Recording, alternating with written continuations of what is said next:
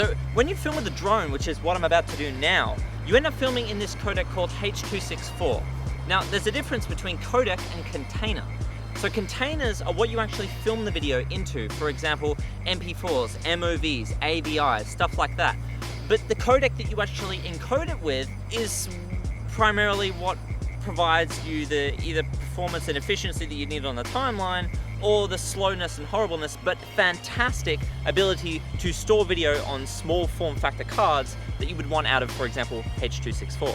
So this drone, for example, films in H.264. Primarily, this is a good thing, but at the same time, it's also a really bad thing, because it means that when I'm trying to edit this on the timeline, editing it on a, for example, 4-core 8-thread machine like my Surface Pro, you end up getting a lot of lag, and I'll show you that in a second.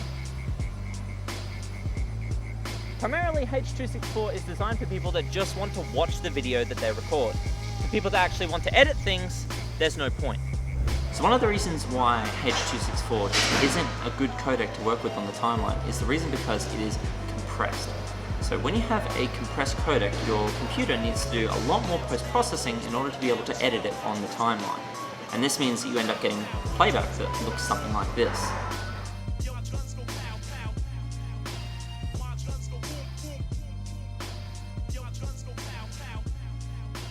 Now what you just saw was actually a demonstration of why you should always transcode your footage or use proxies, where proxies are low quality sub-ins that you can use on the timeline rather than using the actual footage, or transcoding the media actually puts it into a whole entire different codec, which allows you to then work with it to a better degree with less onboard processing so that you don't have to use as much system resources to analyze the footage and chop and change it. What a lot of people don't really know is that it takes a lot of system resources to chop and change footage, but not a whole lot to watch it back.